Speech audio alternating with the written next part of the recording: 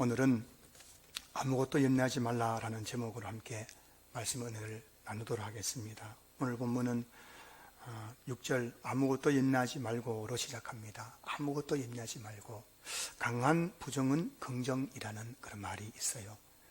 진짜로 내가 안 했다 그러는 사람들은 했을 가능성이 굉장히 많습니다. 나는 진짜 안 했다 하는 사람들은 그 일을 할 가능성이 굉장히 많죠. 오늘 본문에 아무것도 염려하지 말라 이 말씀 속에는 우리 삶에는 염려할 것이 있어요, 없어요? 염려할 것이 많다는 그런 의미가 담겨져 있습니다. 참 우리 삶에는 염려할 것이 많이 있죠. 무엇을 먹을까, 무엇을 마실까, 무엇을 입을까 하는 가장 기본적인 염려로부터 돈, 건강, 자녀, 직장, 사업, 아마 여러분도 지금 마음속에 몇 가지씩 다 염려거리가 있어서 이 예배에 정말 하나님을 바라보지 못하는 분들이 계실지도 모르겠습니다. 자, 그런데요, 왜 사람들이 그렇게 염려하며 살아가는 것일까요? 성경 말씀 한 절 읽어드립니다. 이사야 55장 8절 9절 말씀이에요. 이는 내 생각이 너희의 생각과 다르며 내 길은 너희의 길과 다름이니라. 여호와의 말씀이니라. 이는 하늘이 땅보다 높음같이 내 길은 너희의 길보다 높으며 내 생각은 너희의 생각보다 높음이니라. 이 말씀의 배경은 BC 586년 바벨론의 침략으로 남유다가 멸망당하게 됩니다. 예루살렘 성이 다 무너지고 성전이 파괴되고 불타고 온 나라가 폐허더미 속에 놓이게 됩니다. 그러자 백성들은 이제 우리는 끝났다, 이제 우리에게는 아무런 소망이 없다면서 그들이 절망과 또 염려 속에 그렇게 놓여지게 됩니다. 그때 하나님께서 이스라엘 백성들에게 말씀하십니다. 오늘 이사야 55장 8절 9절이에요. 이는 내 생각이 너희의 생각과 다르며 내 길은 너희의 길과 다름이니라. 여호와의 말씀이니라. 이는 내 하늘이 땅보다 높음같이 내 길은 너희의 길보다 높으며 내 생각은 너희의 생각보다 높음이니라. 이렇게 말씀하셨다는 거예요. 이 말씀 속에서 사람들이 염려하는 두 가지 이유를 뽑아낼 수가 있어요.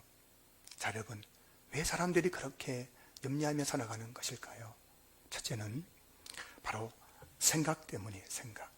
사람들이 염려하는 이유는 그 자기 생각의 고정관념에 빠져 있기 때문에 염려를 하게 된다는 겁니다. 남유다가 바벨론에 의해서 멸망당했을 때 남유다 백성들은 이제 곧 아마 바벨론이 물러갈 거야, 다시 우리는 자유를 찾을 수 있을 거야 라고 생각했습니다. 그런데 분명히 하나님께서 도와주시더니 어떻게 하는지 금방 이 문제가 해결될 거라 생각했는데 그 바벨론의 멸망의 시간들이 1년, 2년 점점 길어지게 되는 겁니다. 그래서 이스라엘 백성들이 아니, 이거 지금 바벨론이 물러가야 되는데 왜 물러가지 않는 거지? 그 자기들 생각 속에는 이게 빨리 지금 바벨론이 다 물러가고 우리가 정말 다시 그 해방되어야 되는데, 현실은 점점 바벨론의 그 침략과 바벨론의 그 압제가 더 심해져 가고 있는 모습 보면서 그들이 지금 절망과 염려 속에 빠지게 되었다는 거예요. 자, 여러분, 그 이스라엘 백성들이 그렇게 자기 생각에 사로잡힌 거예요. 이거 곧 지나갈 거라고. 그런데 아무리 지나가지 않으니까는 그들이 염려하다는 겁니다. 내 생각대로 안 되기 때문이에요. 그래서 하나님께서 이사야 55장 8절을 통해서 내 생각이 너의 생각과 다르다 이렇게 말씀하셨던 거죠. 사람들이 염려하는 그 이유를 한번 잘 분석해 보면 그 어떤 일이 내 생각대로 이루어지지 않을 때에 염려하는 것을 발견하게 됩니다. 인생이 내 마음대로 되지 않습니다. 자녀들도, 내 배에서 난 자식들도 내 마음대로, 내 생각대로 되지 않는 거예요. 직장생활도 내 생각대로 되지 않고, 사업도 내 생각대로 되지 않고, 내 생각대로 되지 않으니까 자꾸 마음속에 염려거리가 하나씩 두나씩 더 늘어나게 되는 거죠. 저도 가만히 보니까 어느 순간 제 마음속에 염려가 가득하는 것을 보게 됩니다. 제가 제 마음속을 들여다봤어요. 왜 너는 그렇게 염려하고 있느냐 한번 보니까요, 제가 목회하면서 이 목회가 내 생각대로 안 되더라는 거예요. 내 생각에는 이게 참 이렇게 돼야 되는데 안 되니까 자꾸 제 마음속에 염려가 찾아오더라는 거예요. 신한교회가 내 생각대로 참 부흥도 하고 내 생각대로 성도들이 움직여주고 해야 되는데 그게 안 되니까는 자꾸 마음속에 염려가 밀려오더라는 거예요. 지금 여러분들이 어떤 문제 때문에 염려하고 있다면 여러분 곰곰이 생각해 보십시오. 왜 여러분이 그렇게 염려한지 아십니까?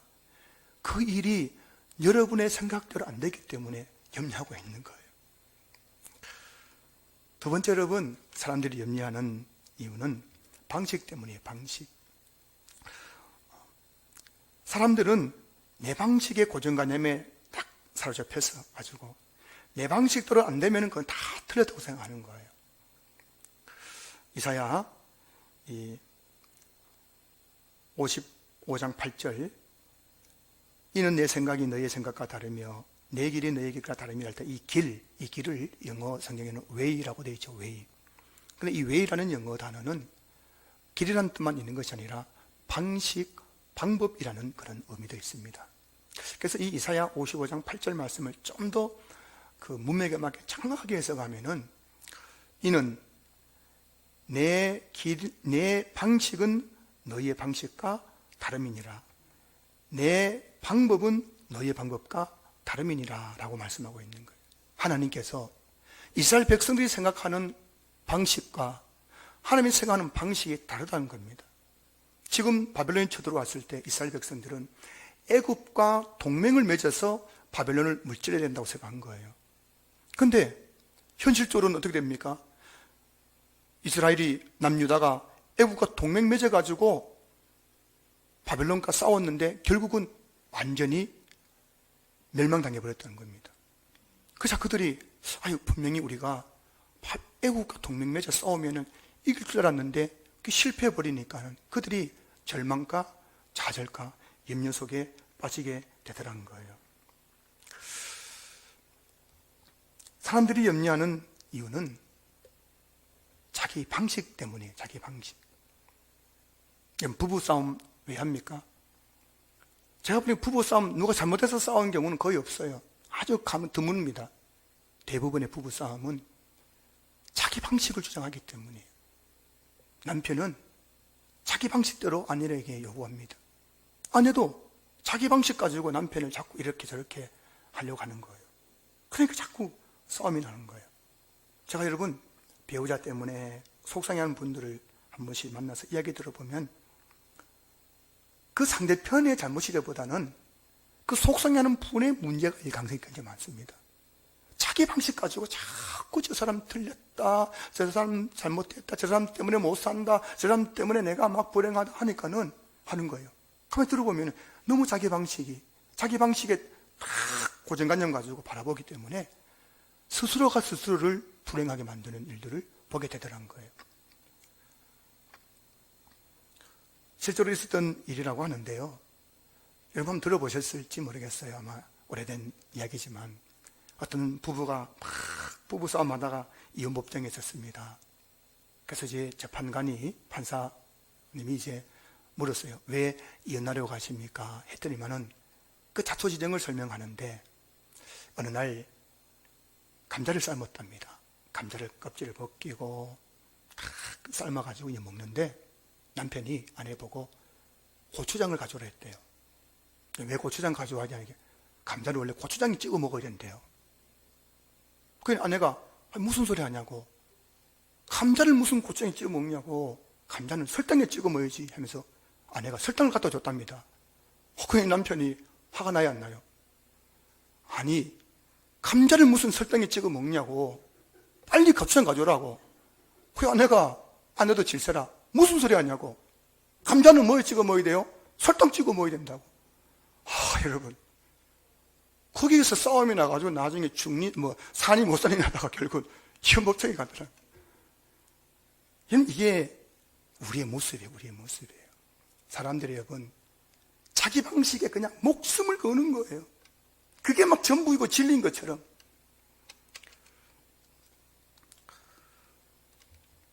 우리들 교회에 김양재 목사님이 쓴 문제아는 없고 문제 부모만 있습니다 라는 책이 있어요.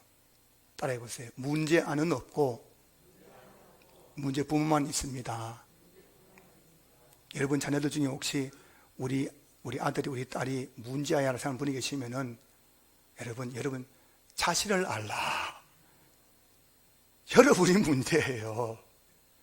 제가 청소년 사역 그래도 한 7, 8년 했잖아요.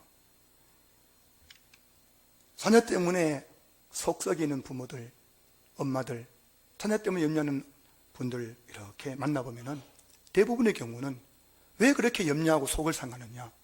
그냥 엄마가 자기 방식 탁 가지고 자식을 그냥 막 강요하는 거예요. 이렇게 해야 돼.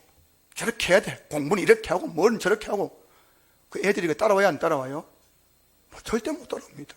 엄마가 그냥 자기 방식 탁 가지고 하니까는 애가 못 따르니까는 목사님 우리 큰일 났어요. 우리 큰일 났어요. 어떻게 하면 좋냐고. 제가 보기 걔가 지금 잘하고 있거든요. 공부는 좀 못해도 괜찮거든요, 여러분. 근데 그 부모는 자기 그 방식 가지고 탁 밀어붙이는데 그게 애들이 안 따라오니까는 걱정하고 염려하고 난리가 난 거예요. 제가 보니까요, 가정에서 부모와 자녀의 관계 속에서 다는 아니지만 대부분의 경우는 부모가 자기 방식이라는 고정관념을 딱 내려놓으면 그때부터 가정의 평화가 찾아오게 될 줄로 믿습니다. 여러분들이 그 부모의 나의 방식이라는 고정관념을 다 내려놓고 자녀를 바라보십시오. 자녀들이 얼마나 사랑스럽고 예쁘고 이쁜지 모르는 거예요. 심리학자들의 연구에 의하면은 우리가 염려하는 것의 90% 이상은 절대 일어나지 않는다고 합니다. 여러분 기억하셔야 됩니다. 여러분들이 지금 염려하는 것에 90%는 일어나요, 안 일어나요? 절대 안 일어나는 거예요. 근데 여러분 지금 끙끙거리고 있죠? 참 신기합니다. 오늘 제 말씀드리잖아요. 뭐 이렇고 저렇고 하더라도 여러분이 걱정하고 염려하는 것의 90%는 안 일어나요. 그 이상으로 안 일어납니다. 그런데도 왜 그렇게 염려하는 이유가 뭘까요? 제가 말씀드리죠. 두 가지입니다. 내 생각의 고정관념 때문이에요. 내 방식의 고정관념. 그걸 깨뜨리지 않으면은 우린 늘 일어나지 않는 일 때문에 끙끙거리고 염려에 살아가더란 겁니다. 그래서 오늘 이사야 55장 8절 9절에서 하나님께서 그 백성을 향해서 말씀하는 겁니다. 내 생각은 너희 생각과 다르고 내 방법, 내가 너희들을 다루는 방식은 너희들의 방식과 다르다. 하늘이 땅보다 높은 것처럼 내 생각이 너희 생각보다 높고 내 방식이, 내 방법이 너희의 방법보다 더 높느니라. 할렐루야. 오늘 본문에는 두 개 상반된 단어가 나와요. 6절에서는 염려라는 단어가 나오고 7절에서는 하나님의 평강이라는 단어가 나옵니다. 그리고 그 중간에 뭐가 나오느냐? 그 사이에 하나님 감사함으로 하나님께 아뢰라 그리하면이라는 문장이 나와요. 자, 여러분, 염려가 있습니다. 그리고 하나님 평강이 있습니다. 염려와 하나님 평강을 연결하는 게 뭐냐면은 바로 하나님께 감사함으로 하나님께 아뢰라 그리하면이라는 거예요. 무슨 말입니까? 오늘 우리의 염려를 하나님의 평강으로 바꾸는 것은 바로 감사함으로 하나님께 기도하는 것이에요. 그냥 기도하는 것이 아닙니다. 주시옵소서, 주시옵소서 하면은 하나님께 줘요, 안 줘요? 주십니다. 줍니다. 여러분, 하나님은 돈 달라고 하면 돈도 주세요. 그리고 건강 달라고 하면은 건강도 주십니다. 자녀를 위해서 기도하면 부모님이 기도한 대로 자녀의 앞길이 열립니다. 자, 그런데 여러분, 중요한 것은 나의 염려가 하나님의 평강으로 바꾸는 기도는 어떤 기도냐? 주시옵소서가 아니라 뭐라고요? 감사함으로 하나님께 아뢰는 거예요. 우리가 기도할 때 감사하면서 기도하면은 어느새 하나님께서 우리의 염려를 하나님의 평강으로 싹 바꿔줘서 우리 마음속에 하나님의 평강이 찾아오게 되는 거예요. 여러분, 한 번씩 기도하다가 마음이 편안한 것을 느껴보셨을 겁니다. 그거 못 느끼신 분들 회개하셔야 돼요. 그래 교회 다니고 또 아직까지 기도하다가 주님의 평강을 못 누려봤다면 그게 이상한 거죠. 우리가 정말 다 기도 앞에 엎드려서 하나님 감사합니다. 날 구원하신 주 감사. 장미꽃 가시도 감사합니다. 그렇게 기도하다 보면 어느 순간 내 마음에 하나님의 평강이 쫙 밀려와서 천국 같은 은혜를 체험하게 되는 거예요. 시편에 나오는 다윗의 기는 대부분, 다윗의 시는 대부분 기도시입니다. 기도인데 이 시로 된 게 기도시예요. 시편에 나오는 다윗의 대부분의 시는 기도입니다. 자, 근데 여러분, 다윗의 그 기도를 보면은 다윗의 기도에는 늘 감사가 있었어요. 감사가 빠지지 않습니다. 감사라는 단어가 없는 시도 있지만 그 내용을 보면 그 안에는 다윗이 정말 감사하는 마음으로 그렇게 기도하는 모습을 보게 됩니다. 다윗은 고난 중에도 하나님께 감사하며 기도했어요. 여러분, 고난 중에 감사하며 기도해 보셨습니까?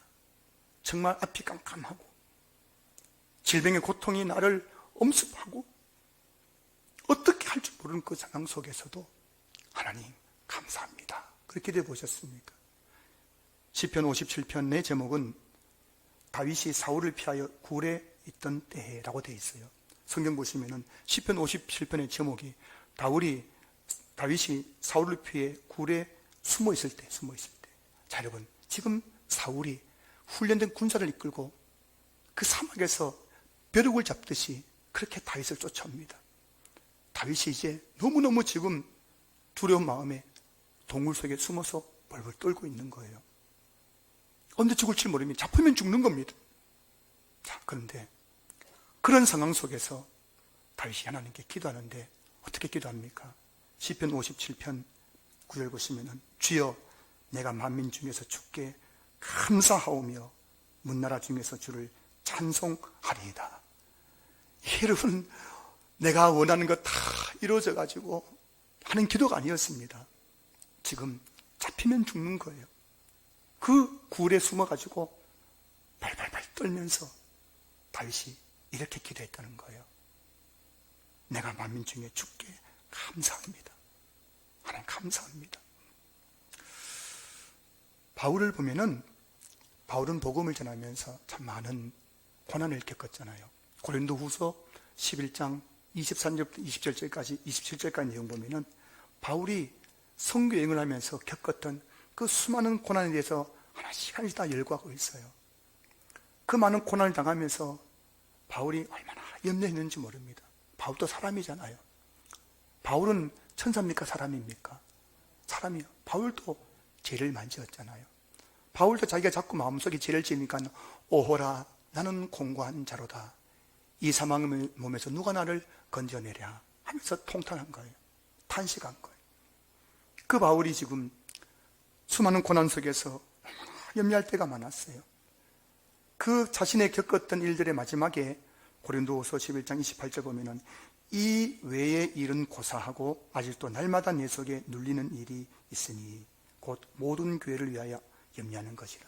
바울은 교회를 위해서 여러 가지 이 외의 일은 고사하고 그 외에도 많은 염려가 바울을 마음을 지배하고 있었다는 겁니다. 근데 여러분, 바울 서신서 13편에 나오는 바울의 기도를 보면은 바울의 기도에는 항상 감사라는 단어가 나옵니다. 바울은 그 고난 중에서도 하나님께 감사하며 기도했어요. 골로새서 4장 2절 말씀 보시면은 기도를 계속하고 기도에 감사함으로 깨어 있으라. 바울은 기도를 계속할 뿐만 아니라 기도에 감사함으로 깨어 있었던 거예요.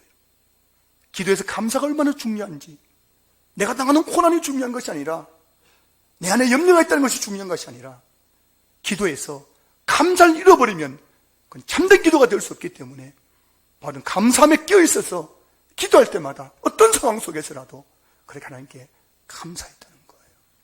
할렐루야. 자, 그러자 여러분, 어떤 일이 일어났습니까?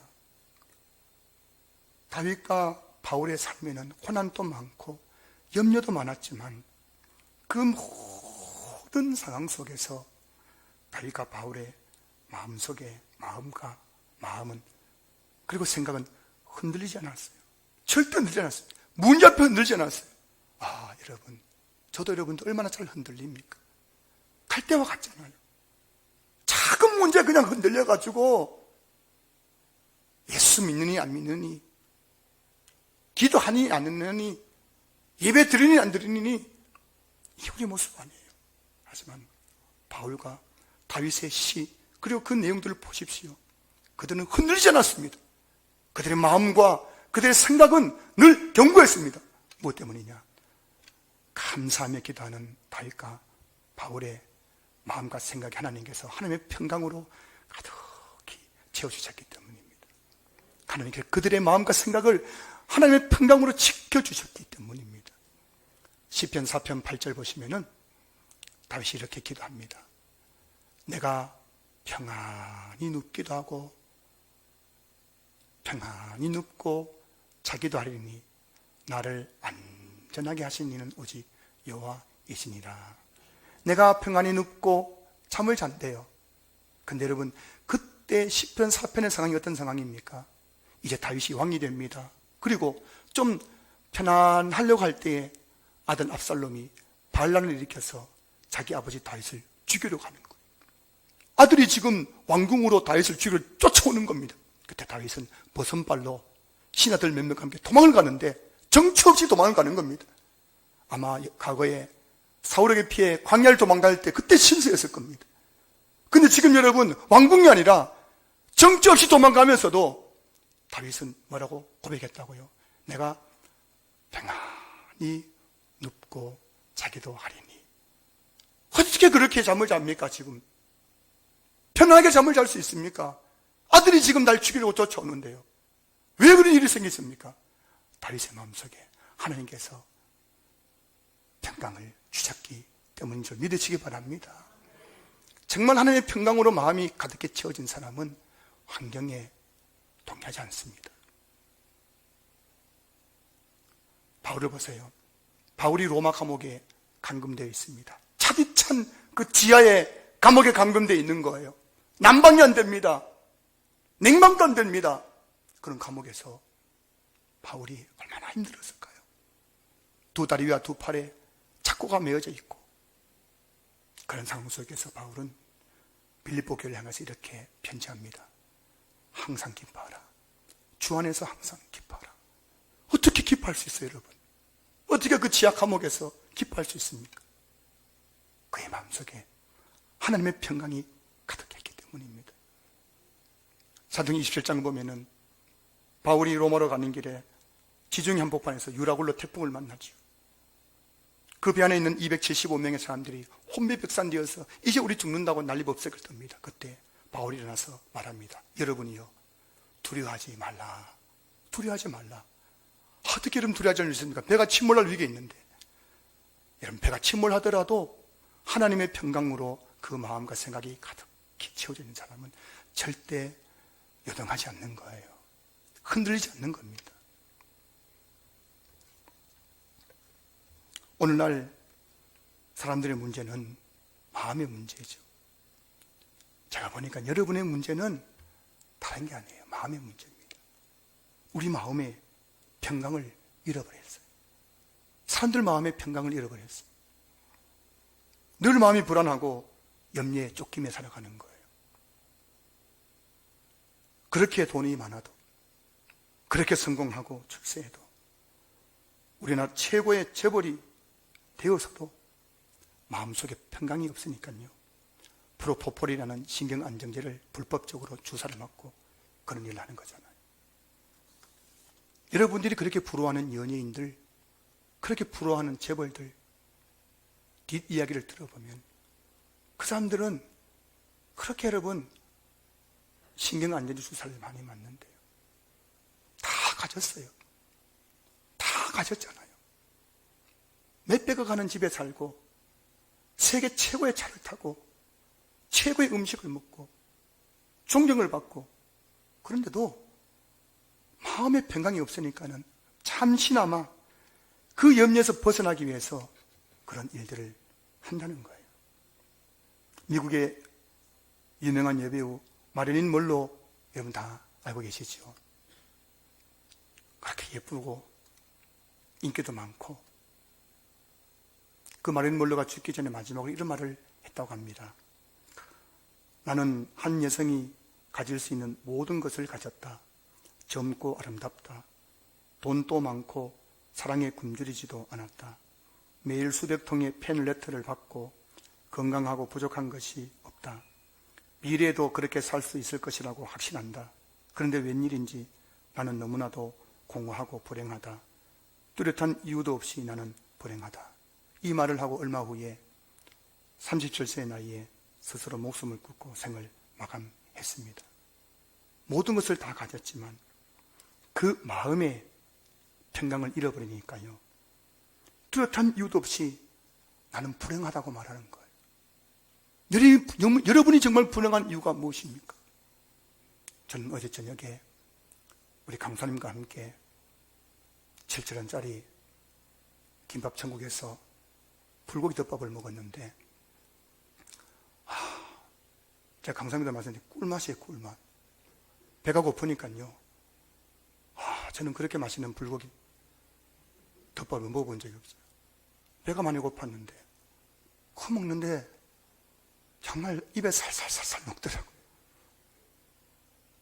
우리 문제가 뭘까요? 마음의 문제죠. 마음의 문제. 이런 마음의 평강을 잃어버린 사람은 뚜렷한 이유가 없어요. 내가 왜 이러는지 나도 알아 몰라요. 마음의 문제인 겁니다, 여러분. 다른 게 아니에요. 돈이 없어요, 뭐가 없어요. 다 있잖아요. 왜 나도 모르는 내 마음, 뭐 때문입니까? 나도 모르는 이유가 뭐예요? 내 마음에 정말 주님이 주신 평강을 잃어버리니까 뚜렷한 이유 없이도 그렇게 불행하다고 느껴지고, 사는 게 재미가 없고, 인생이 허망해 보이고 그런 거죠. 산성 여러분, 기도의 목적은 문제를 해결받는 데 있는 것이 아닙니다. 문제가 해결된다고 다 축복이 아닙니다. 한 가지 예를 들어볼까요? 사도행전 3장에 보면은 성전 미문에서 구걸하는 나면서부터 걷지 못한 사람이 나오지요. 그는 태어날 때부터 걷지 못했습니다. 얼마나 불행합니까? 자, 그런데요, 그 사람이 어느 날 베드로를 만났습니다. 그리고 베드로가 내게 있는 것을 내게 주노니 나사렛 예수 그리스도 이름으로 일어나 걸으라 했더니 태어나서 한 번도 걷지 못했던 그가 벌떡 일어나서 걷기도 하고 뛰기도 하더라는 겁니다. 야, 이런 기적이 어디 있어요? 이런 기적을 체험한 이 사람, 한 가지 제가 질문합니다. 그 이후에 이 사람의 삶이 행복했을까요? 불행했을까요? 그 이후에 그 사람이 한평생 행복하게만 있을까요? 여러분 살아보셔서 아시잖아요. 행복할 수 없다는 거예요. 병이 나왔다. 내가 무슨 성공했다. 대학에 합격했다. 회사에서 승진했다. 이게 여러분, 이게 다 해결된 거예요? 아니란 말씀이에요. 다 가졌지만은 뚜렷한 이유 없이 불행한 것이 우리 인간의 모습입니다. 마음의 문제예요. 마음이 병들면 건강해도 돈이 많아도 성공해도 사람들은 불행하다고 말하더라는 거예요. 오늘 본문을 보십시오. 아무것도 염려하지 말고 다만 모든 일에 기도와 간구로 너희 구할 것을 감사함으로 하나님께 아뢰라. 그래, 그 다음에 중요한 거예요. 그리하면 네가 원하는 것은 뭐든지 다 이루어 주겠다 말씀한 게 아니잖아요. 그게 아니잖아요. 다만 모든 일에 기도가 간구로 너희 구할 것을 감사함으로 하나님께 아뢰라. 그래야면 하나님의 평강이 그리스도 예수 안에서 너희 마음과 생각을 지키시리라 라고 말씀하고 있는 거예요. 여러분 기억하셔야 됩니다. 이 무슨 말씀하시냐? 어떤 기도 응답보다 그리스도 예수 안에서 누리는 하나님의 평강이 최고의 기도 응답이라는 사실을 여러분 기억하시기 바랍니다. 우리가 기도하면 하나님께서 응답해 주십니다. 돈을 달라고 하면 돈도 주세요. 저도 목회하면서 부교육자실에 사역을 하면서 한 돈 좀 주십시오 하니까 돈 주실 때가 진짜 있어요. 때로는 병이 낫게 달라고 기도할 때 한 병도 고쳐주세요. 주십니다. 여러분 자녀를 위해서 기도하면 여러분 기도한 대로 자녀의 앞길에 시온의 대로가 열리는 거예요. 근데 여러분 중요한 것은 그것보다 더 중요한 더 최고의 기도응답은 여러분들이 감사함으로 기도할 때 하나님의 평강이 여러분의 마음과 생각을 지켜주는 것이 최고의 기도응답이라는 것이에요. 믿으시면 아멘. 믿으시면 아멘. 왜 그러냐? 우리 생명은 어디서 시작되는 거기 때문입니까? 마음에서 시작되기 때문이잖아요. 잠언 4장 23절 모든 지킬 만한 것 중에 더욱 내 마음을 지키라. 생명의 근원이 이에서 남이니라. 우리 생명, 우리 인생이 어디서부터 시작된다고요? 마음에서 시작되는 거예요. 마음이 병들면 아무것도 아니란 거예요. 자식이 서울대 가면 못합니까? 내가 그렇게 좋은 떼돈을 벌어서 못하겠습니까? 병이 나오면 못하겠어요. 내 마음에 평강을 없으면 그거 아무 소용이 없다는 거예요. 정말 우체와 여러분들이 이 땅을 살아가면서 구하고 또 삼아야 될 기도응답은 하나님의 평강이 염려로 가득한 내 마음을 가득히 채워주심으로 내 마음이 세상에 주신 하나님의 평강으로 가득해지는 상태, 이것이 여러분 가장 축복된 인생 최고의 기도응답임을 믿을 수 있기를 주의 이름으로 축복합니다.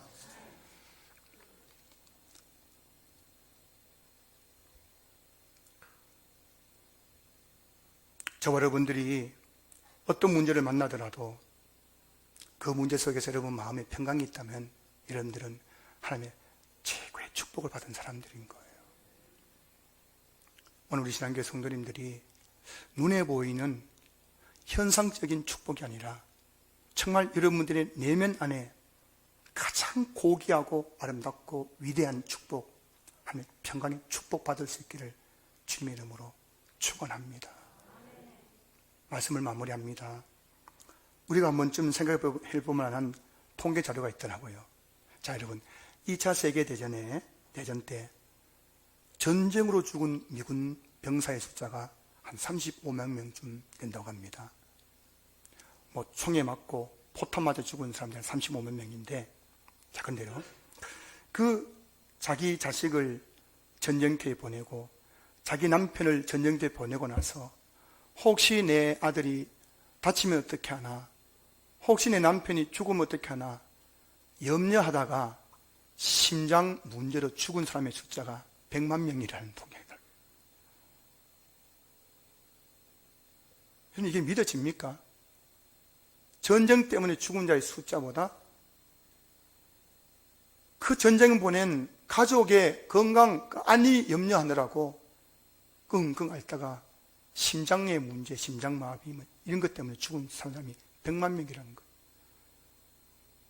그러고 보니까요, 그 2차 세계대전 때 아슈비츠 그 수용소에 갇혀있는 유대인들 이야기를 들어보니까요, 거기 있는 분들의 대부분의 사람들이 무엇 때문에 죽었느냐? 절망 때문에 죽었대. 절망 때문에.